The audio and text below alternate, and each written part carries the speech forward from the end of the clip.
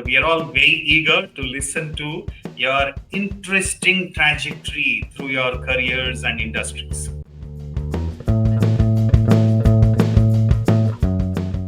So I basically went through and transited through a couple of other roles before entering into HR. They just liberate us in making some of the bold decisions which otherwise we would have hesitated to make. You played roles in business development, you played in operations, warehousing, customer related issues, training, then also into HR in general. About Yeah. Middle East, what could Yeah. be some of the HR challenges? As an employee, the challenge or the reason they change employer, for me, it is apart from the monetary, apart from the salary. If you are stagnant, of course, you become a liability. I'm sure in future it will be more important and more recognized, department in any organization. Hello and welcome to this series of podcast from HR Footprints. As you all know, we've been recording these podcast episodes while talking to various leaders, entrepreneurs, achievers who built businesses, who led departments across the globe. They made a mark and they transitioned in their careers very nicely, very beautifully. They traveled widely across various cultures, geographies. It's been fascinating to listen to them and gaining from their lives and careers. Just listen to them so carefully, we have all the deeper insights available to us. In this series, today I have a young and senior professional from the Middle East region. I would describe him as a person who has operated several business functions and also HR. And I'm talking about a person who is our special guest today, Mr. Naresh Moolchandani. So let's welcome him to the show. Hi, Hello. Naresh. Welcome. Hi. Thank you very much. Thanks a lot for agreeing to be on the show.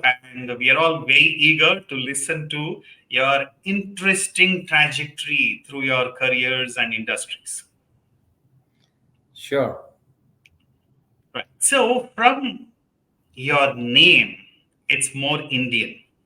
Yeah. From your education, it's more UK. And your Yeah. work experience has been in the UAE. Yeah. So how has it become like this? Is it a planned thing or it just happened? I think it just happened because, as you know, UA is, home to many Indians. So similarly, my family, extended family moved here 47 years ago. And that's when, I Okay. followed later on to, complete my studies here. Once, my initial part of the education was done, then I moved to London to finish my, degree. And after Yes. finishing, I came back and joined my family business. Okay. Okay. Okay. So it's a family that has taken to that region and you have built your career from there onwards. Okay. Yes. Okay. So you said you're from a family of business people. So as soon as you Yes. finished your studies, you joined the family business? Yes, actually, I come from a business-oriented family in India as well as in UAE. So it was, of course, the first step in those days that you finish your education and get back to your family business. And I worked there briefly for 1.5, 2 years, and then I realized that I need to move out and look for other opportunities which suits my interest, where I can focus on functional areas like HR, for example. But when you are in your own family business, then you are taking care of multiple responsibilities. And for employees, you are somewhere still, associated with ownership or some management family, which I didn't want it to be part of. I wanted to achieve this position by hard work and to prove myself, basically. Okay, so you to build yourself with hands-on experience, you stepped out of the family business and you started building career Yes. on your own. Yes. Okay, so how has it been now? I mean, are you continuing with your profession or have you gone back to your family business?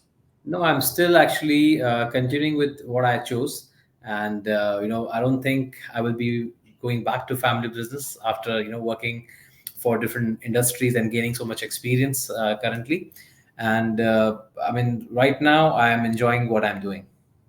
Wonderful, wonderful.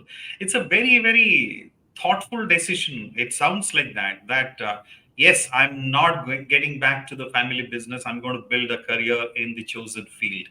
What Yeah. has what is a primary driver for making this kind of a move? Well, honestly, I come from a Sindhi community. So in those days, people were more into, focus on businesses and not that much on the academic education. So most of my, elders, they all dropped out their colleges and joined family business. I was fortunately the first one who completed that. So I didn't wanted to utilize that for family business, which is anyway running through Okay. my other family members. I wanted to do, basically utilize my education to build something of my own, where I'm recognized for my achievements.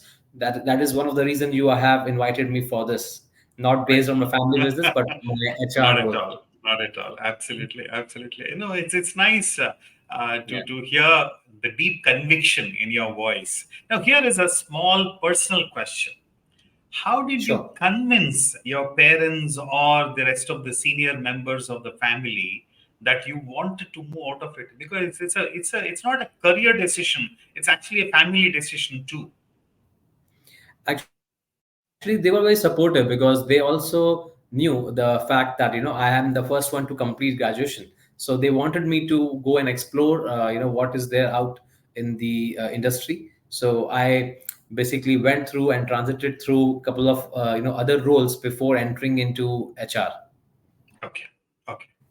And at Yeah. that moment, when you chose to be outside your family business, did you have a plan B that in case this corporate stint doesn't work, I'll always fall back on the family business? Did you have that personally?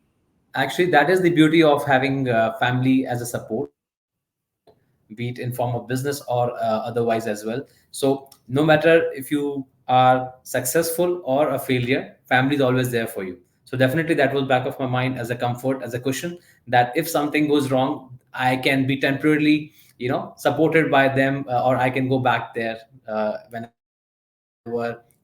I had to. Amazing, amazing. I think listening to these experiences just reinforce the belief that families, strong families, can always play an anchor role in our lives in making career choices. They just liberate us in making some of the bold decisions which otherwise we would have hesitated to make. Excellent. So, having now moved into the professional side of your career, you Yeah, played around with multiple functions. That is another fascinating thing I really wanted to understand from you. You yeah, played roles in business development, you played in operations, warehousing, customer related issues, training, then also into HR. That's why I introduced, yeah, besides playing several roles, you also played HR role. So how did yeah. you gain such opportunities in diverse functions? Actually, this also comes from the family, values and businesses, because even though before we finish our education, when we used to have a summer break or any holiday period, we used to accompany our elders to the family office and mingle around with the customers and the team members. So that really helped us to gain that confidence, and that actually helped me personally to build relation with the human being. So this really comes handy when you are now dealing with different type of people at work as a professional. But at that time, it was really helpful. And when I moved out of my family business, the first role which I had taken at that time, it was property consultant, and that was with a real estate company at the time when Dubai had their first boom in terms of real estate. And from there, when you meet certain different type of people, nationalities, and then I was also transited through the operations role, where I was working with a F&B company from Canada, and that was really a good experience as well. and that's where exactly I started my HR role, which is continuing Mhm. till now. Okay, okay. So I'm just curious that such dramatic career transitions, starting from business development, property consultant to operations to HR, is it easy in that region? Because for example, in India, once you are sort of labeled by a function, yeah, it requires a lot of effort to switch over and start managing a different function. I believe I have been fortunate and receive support or recognition from the employers that they see that willingness to prove myself. And at that certain age, people are usually experimenting. If I share my experience, that people who were finishing their engineering degrees, they ended up being the best sales manager or the country head for the sales in MNC companies in Dubai. I have seen people who were from engineering went to the events or marketing rather. So people at that age are choosing what is interest them the most, and also at the right time we need to be at the right place. That also helps many individuals to choose their career path. Mhm, mhm. No, no, I think you said a beautiful one. Be at the right place at the right time. So Yeah. maybe you managed it that way. So therefore, you grabbed any Yeah. opportunity that was interesting with both Yes. hands. Lovely, Yeah. lovely, excellent. Now suppose if a youngster comes to you today and asks you this question that Naresh, should I be a specialist in a chosen area from the beginning, or should I pursue diverse fields just as the way you did? So, what would be your recommendation? I would always suggest that be some sort of specialist, because that's guarantee you at least one part of it. You are at least specialist at some, and the other aspects of life, or other areas, you can always develop yourself, because the learning never stops. You are learning every minute when you're meeting new person, you're meeting new company partners, or you're traveling. So keep learning. So that's when you can develop and understand what exactly you need. But as a qualification, you should always have something where you can always go back to. Not everybody, as I shared, have family business. So your specialization will always help you to give you that cushion and comfort of mind. Okay, okay. So Yeah. you're saying, yes, definitely you can start with a specialization, but do not limit it to Yeah. that. Continue your learning and then learn a few things besides your specialization. That seems to be your Yeah. recommendation, right? Yes. Yes. Yeah, yeah, lovely. So now coming to the HR entry of Naresh, how Yeah. did that happen? Is it by choice or accidentally there was nobody, so therefore, Naresh, please handle it? It happened like that. It was not an accident, but it was recommended by my employer then. That potential was noticed by my employer rather than by myself. So I was suggested that take this challenge, and I'm sure that you would be doing a great job. So as usual, I took that challenge. I was like, what worse can happen? I will go back to operations. But I knew inside that I can connect with humans. That I was continuously doing that, knowingly unknowingly, in the family business, at wherever you work. For example, when I stepped out from the college, the first role which I took in my own family business, that was business development. So when you are developing the business, you are meeting constantly new people. That's again building relation, building connection. And when you are trying to sell property, okay, so in that time you need to convince the individual, and there was a competition from every corner. You had people trying to sell the same property. So again, that gaining that trust, building that relationship, and having Yeah. them as a comfortable client with you, that all was a journey which I learned how I could be useful as an HR professional. So it was recommended by the employer, and it is still people are appreciating. That is the I would say achievement which I have. Beautiful, beautiful. So the human interaction, that human skill is something that you started learning very early in your career, and that has been, coming very handy in your HR role as well. So I mean Yes. that's nice. But from a distant view, if someone were to understand what are the typical HR challenges in the Middle East region. I'm not talking specifically about your current employer. I mean, if you want Yeah. to quote some examples, you can, but in general, about Yeah. Middle East, what could Yeah. be some of the HR challenges? Challenges, what I think globally, most of the companies facing, especially from the HR point of view, is adaptability, especially after the post Okay, pandemic area. At that time, people were emotional, people were disturbed, people were stressed. So we had to focus mainly on the employee engagement, employee wellness, not related to only physical aspect of it, but also the mental wellness. So our okay. company, as I currently work with Jacky's group. So there we basically made sure of that no employee is sitting with idle mind. Even in the Okay. COVID period, we made sure that the online courses are given to them so they can learn something in their idle time sitting at home, instead of worrying about what is happening outside or what is going to happen with COVID situation. So taking care of the employees have become very So much keeping important. them mentally Always. active. Yes. Okay. Okay. Yes.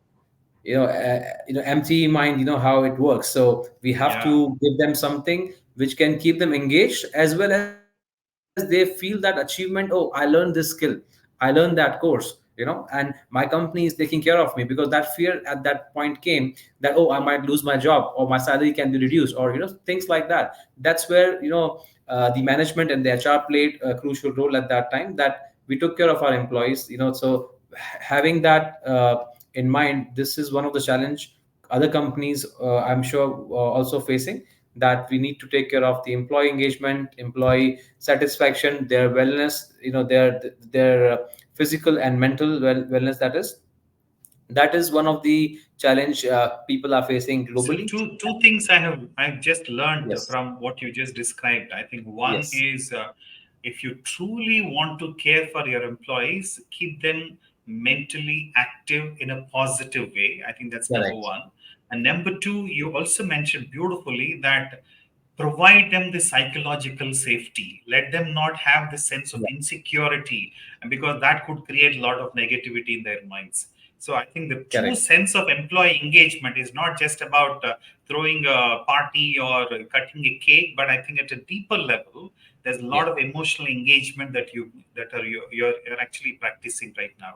That's amazing. Okay, Yeah. any more? Any more?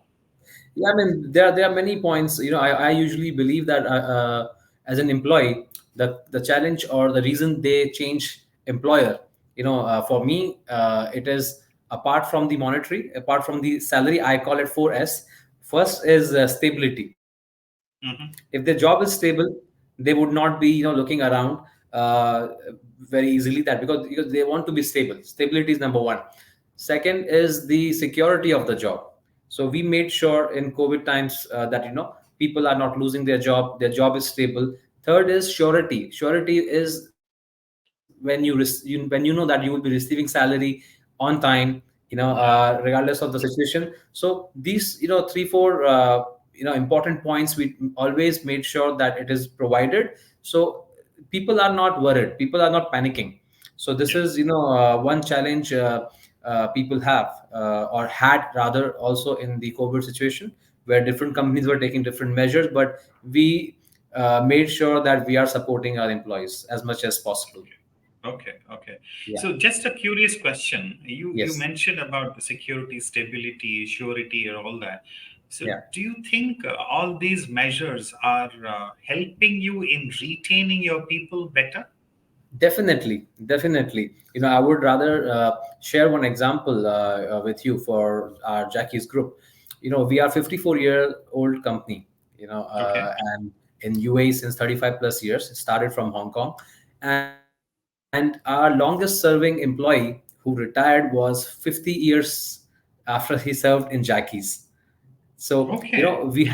we have many employees who are 30 plus years in the company, and still you have I mean, you will find very easily 15 years plus employees in Jackie's. So the usual turnaround, or turnover, happens in other companies around 4 to 5 years, typically. But in Right. Jackie, you will find people are working 15 plus years, 20 plus years. We still have a couple of employees who are 30 plus years and happily working. Amazing, amazing. Yeah. I'm sure I Yeah. think many companies who are struggling to retain talent would definitely like to learn from these experiences of yours. Yes. Amazing. Yes. Yeah. Now, an associated question, maybe a kind of a supplementary question to this is, on one side, you're able to retain people for 15 plus and 30 plus years, but but Yeah. when people just stay on with you without upgrading themselves, I think they will soon become a liability, right? So how do you Yes. ensure that in Jackie's group they don't become irrelevant? We make sure of this by providing them continuous counseling, learning and development of their skill set. So that is helpful to us as well as them. We can Okay. gain the benefit of their new skill which they have learned, at the same time retaining what they have already learned being in Jackies, and the trust what you build. As I said initially, the trust is very important, and for employees, it also plays a crucial role that they are trusted by the employer. Plus, what we look and make sure of that they are respected at work. Okay. So when you have respect as well as trust, you are anywhere, have their loyalty with you. And also, more than loyalty, what comes more handy for employer is responsibility. They act responsible, they work responsibly. So that is what we work on. We develop them, we want to grow together. So a person, for example, working for 30 years, he did not, for if he's working as a finance manager, he joined as a finance executive. He got developed into this role. So if Okay. you are stagnant, of course, you become a liability. We don't want to be a furniture, we don't want to be tree. We want to grow, and we want to provide value to ourself as well as the company. Right. So I am just developing a mental model listening to you. One, at the fundamental level, you Yeah. have a bunch of core values, which is respect, the caring part, and all of that. So that the way you treat the people, I think that's a fundamental at the foundation level. On top of Yeah. it, you're equipping them with the necessary competence from time to time, Yeah. and then giving them growth, the career growth. A finance executive becoming finance manager is a fascinating thing, which means my future, my growth is being facilitated by my employer, and therefore I Yeah. continue to stay on. I think that seems to be a very holistic formula. Treat them Yeah. well, train them well, and give them growth. That seems to be Correct. the formula. Correct. Yeah, amazing, amazing. But honestly, to do all of this, the senior level leadership and the overall philosophy of the organization has to believe in people. So, which I presume True. I think is very much prevalent in Jackie's group. Yes. There's a As belief our towards yeah. people. Correct. So it again come back to the same thing, that we don't treat our employees as employees. Our management call all of us the Jackie's family. So when you are putting the mantra of family, then the respect, understanding, trust, everything comes automatically. Beautiful, beautiful, beautiful. I think in such an environment, facilitating as an HR professional, I'm sure it must be a very enjoyable journey. It is enjoyable, and the beauty of it is that management is on the same page. So you just need to make sure that it's executed properly, people Okay. are heard. We are the bridge, as HR we say, we are the bridge between employees and employer. So we want to keep that bridge as smooth as possible, and we want to uh, give the rights to employees without being hurdled.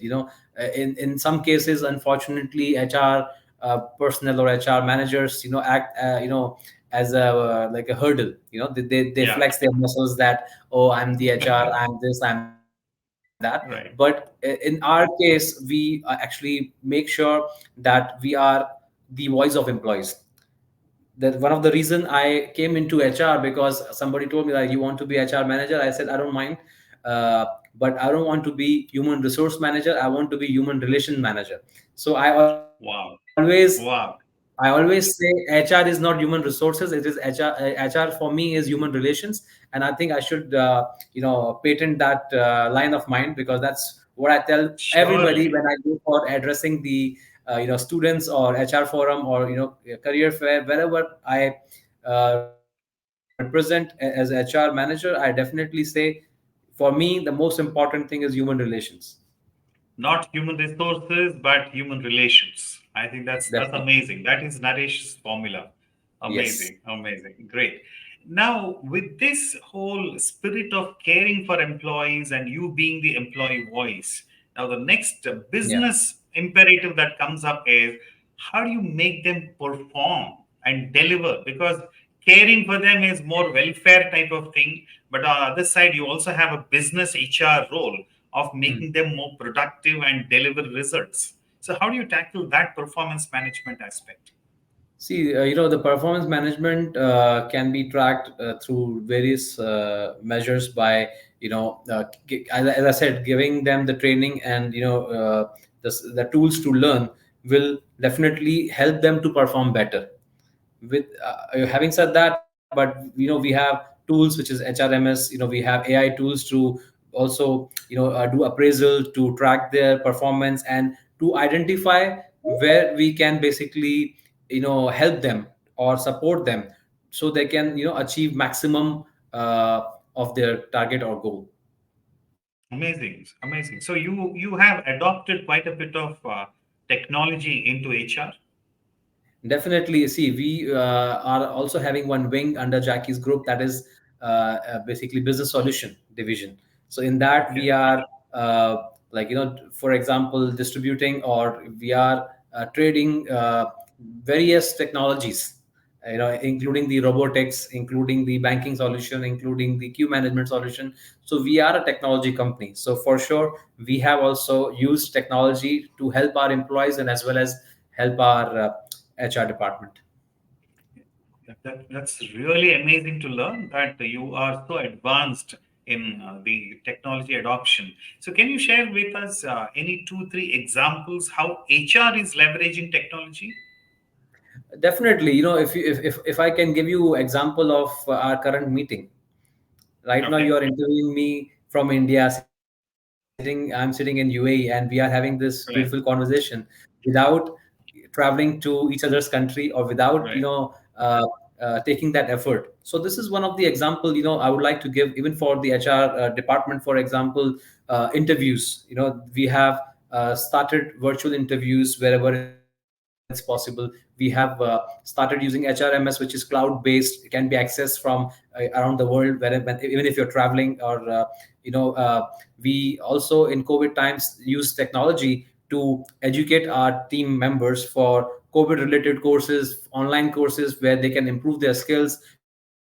We also used AI technology for virtual yoga sessions, or the breathing exercises which we had during COVID, because the crowd was limited, Okay, in terms of the permission. So we did everything. We were doing online yoga, we were doing sound therapy, so everything was online. Online is technology. So right. that is also one of the helpful thing. And also the screening process, or shortlisting the CVs, AI tool can definitely make your job easier. Instead of going through 1,000 CVs, they can give you the top 10 CVs or top 50 CVs, for example. Wonderful. And also the team meetings or the travel, rather, like before COVID, our teams used to travel a lot for training, attending training, or training the customers, for that matter. Or sometimes the conferences used to be in different countries, that have reduced till very big extent, which it all moved to virtual. So you're saving your time, you're saving your money, you're saving your effort, and the productivity can be increased. So that's, I mean, so many ways. I think you are in the process of adopting much more advanced Yes. Yes. technology there. And I do notice that you yourself got certified in technology and analytics for Yes. organizational transformation, right? Yes. Yeah. So, which means not only you're just propagating, but you're also equipping yourself in terms of your own competence within HR. Definitely, definitely. Amazing, I like to amazing. be, in that sense, lead by example rather than Yeah. only asking them to follow it. Right. So I think you almost preempted my next kind of a question, that HR is a functional specialist, but at the same Yeah, time, HR also needs to influence a lot of managers, a lot of other leaders, business people, because without their support, we won't be able to drive all the HR initiatives across the organization, right? So that means yeah, there is a leader role for HR people also. So, how difficult it is to deal with such diverse cultures in a place like Dubai, where I can presume yeah. that you have multiple, cultures all converging at one place, and you as HR professional trying to influence so many people. So we want to listen to some of those experiences of leading in a cross cultural setting. Yeah. So that is, of course, a good point that, UAE and especially Dubai is a home of around 190 plus nationalities. And Okay. this can be, put it as a challenge as a HR, as you asked me earlier that, what are the challenges people are facing. So to understand their culture, to communicate, in the easiest way possible to all these nationalities can be a challenge. But, as by now you must have understood, I take challenges and, make them as opportunity, turn them into as an opportunity. So Right. I find that also as a helpful tool, because not every country can have diverse, and such a huge variety of talent at one place. So Dubai is definitely benefiting and, providing that benefit to all the employers, all the organizations in this country. So that is, of course, the good part of it. We how we can influence, first of all, the the mindset is slowly changing. How in the past, HR used to be considered as a cost center. Right. Now slowly it is being changed, and, they are people are now treating them as a strategic partners. So that's how you can basically, make sure of getting the right talent for the companies, make sure of retaining the right employees, providing the employee engagement platform where employees feel valued, all these things, and how we can increase the productivity of the team, how we can, decrease the cost. So in fact, I usually tell people around that HR is no more a cost center department. It is actually cost saving department, because if we get the right talent, your turnover rate will go down. If you, for example, use AI tools or technology for recruitment processes, so till certain extent you don't have to, go to a recruitment company, if you Right. talk about the recruitment fees point of view. If you do the right steps, you will be definitely, turning that term in the future from cost center to profit center, which, Yeah. people will Yeah. be start Yeah. recognizing you as one. No, I quite like the statement that you said. It's not to be seen as a cost center, rather cost saving center. So that's a nice Correct. perspective to take. Amazing. Yes. Amazing. So you bring these little interesting perspectives. It's not human resources; it is human relations. It is not cost center; it is cost saving. So Yeah. is it all because of that understanding of the business deeply that you get these perspectives, which are not the typical regular HR kind of outlook? Is it because you understand business much better? I think I understand life much better. I have learned this from my life lessons, not from the any business lessons. So that is my point of view now. That is how I function. And I think it is a successful mantra, because we have these employee surveys, which are not known to HR or other departments. It directly goes from employee to management. So if you Right. as a HR manager getting positive reviews or positive rating, then it really makes you feel that you're in the right track. You're not going in the wrong side of it. Right. Right. Yeah. Okay, okay. So I mean, you made another very very powerful statement that it's a life that has taught me these kind of perspectives, and as long as the feedback of my results, my efforts is being seen positively, it Yeah, keeps me going as such. Great. So here definitely. is a personal question to Naresh. It's a very very Yeah. personal question. Okay. Having tasted several business areas as well as HR, given a chance, would you like to go back to business role or continue to be in HR role? I would definitely would like to continue, and as I said, in the future, definitely, I'm seeing that HR would be turning into a very important partner of any organization. Then we can still be, HR business partner or HR business strategic partner. And I read one survey: the best department to be in CEO role after finance is from HR, because they understand nowadays people as well as business. So when you combine that, you have the good mixture of leading the company as a CEO.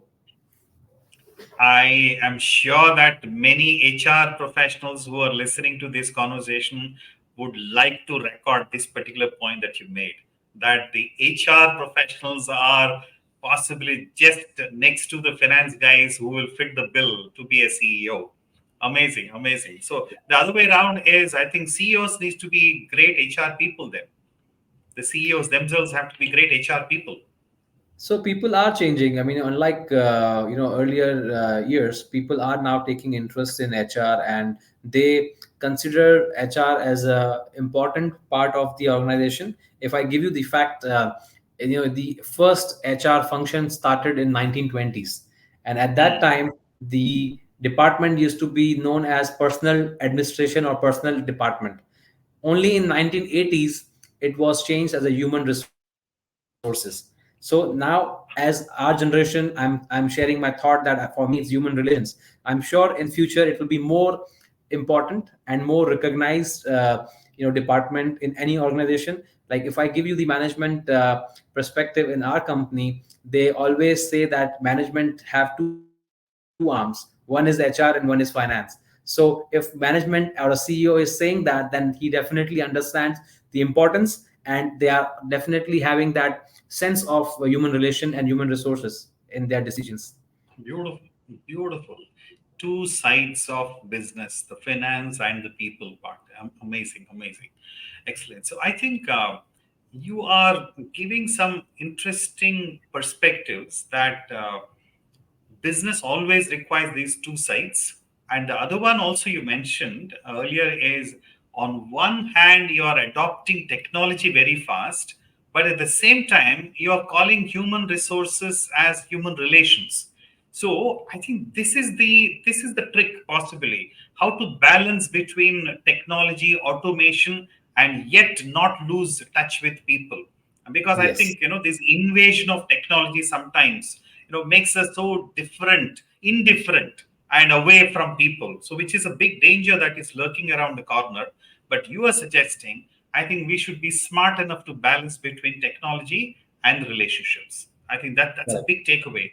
I'm sure, I think it requires a lot of conscious effort on the part of HR people not to be lost in the flood of technology, missing the human touch. So one has to balance between both of them. Amazing, amazing. Definitely. Right. So, lastly, I think one more personal question.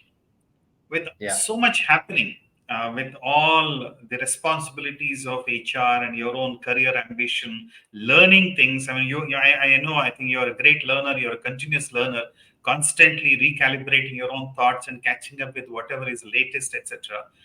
How do you really find your own space to unwind, to break from HR, career, and all that, and just look at life? And what do you do? So, I'm a firm believer of, work life balance. Hmm. So I would like to be present at all the important points, during my work life, and as well as I wouldn't like to miss anything for my personal life. So Okay. I would like to be present and give my best for both relation, be it family, which is personal family, or Jackie's family. I would like to Okay. be present wherever possible and whenever possible. And I believe in second mantra, which I used to always tell my juniors and my friends, that you have to work hard and party harder. So Okay. you must remember that. Then that's how you will be mentally relaxed. You would be be in a state of mind where you can make the right decisions, or be thoughtful of what is right and what is wrong consciously. Sure, sure. Okay, interesting. So give equal weight for both sides. Yeah. Definitely. So I think you seem to be a person who believes in duality always. There are two sides of the same coin, but you need to see both sides. Technology, Yes, relationships, finance, and people, and Jackie's family and personal family. Everything.